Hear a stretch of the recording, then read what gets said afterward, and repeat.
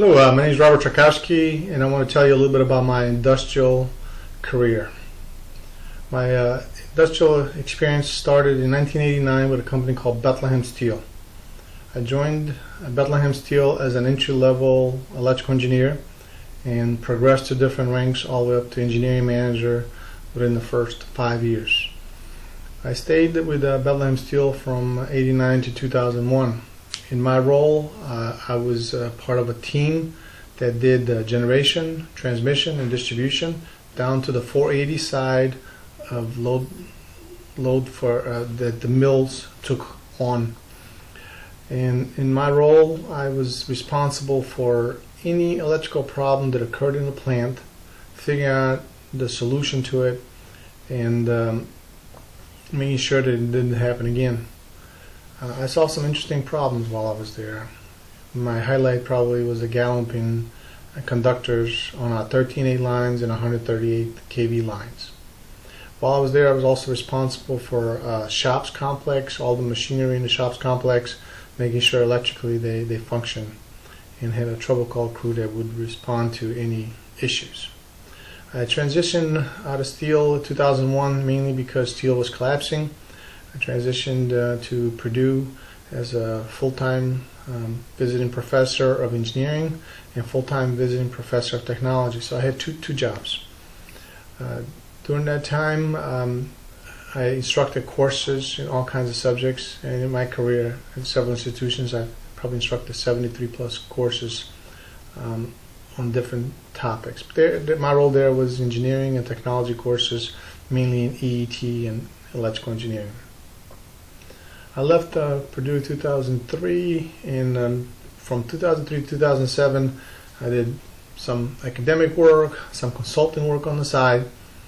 2007, I joined BP in their middle management level ranks, and my role there was to help young engineers develop their project engineering skills and help them with small and mid-sized projects.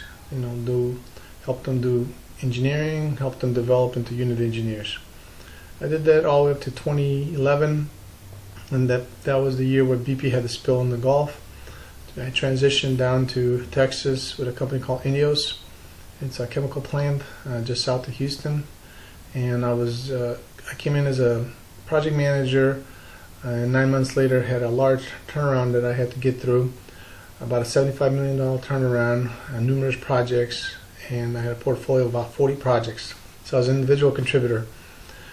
And after I got promoted in July of 2012, I was responsible for the chocolate bio plant and the battleground plant. Each one had several project managers and staffs underneath them, designers, engineers, project engineers, admins, and indirect construction groups, totaling probably around 150 people.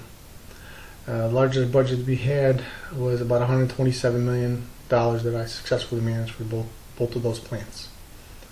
I left INEOS 2014, went on my own, working through a small engineering company called Taylor & Hill. Assisted them as an engineering manager and business development. Did a little bit of business development work with Marathon, Valero, Lyondell, and helped do presentations and put together packages for different jobs and different that we bid on. I did that till June of 2015, and joined a team, the Day Zimmerman team at Ascend as manager of that team, which had about 30 people, project managers, engineers, designers of all types, electrical, mechanical, piping. And we had a team of 30 that did CapEx and maintenance projects. We also were kind of the Houston headquarters for that company. After we transitioned from there, I went to Covestro. And Covestro, I started with one designer and built up the team up to 30. Again, same scenario: project managers, engineers, designers, admin, and we did that until we lost the contract, and I went on my own again. 2019, I joined Airgas to help them in development of several projects. The largest one was on Air Force Base in Vandenberg, California, and that project was to replace all the high lift pumps that are used for launching of satellites.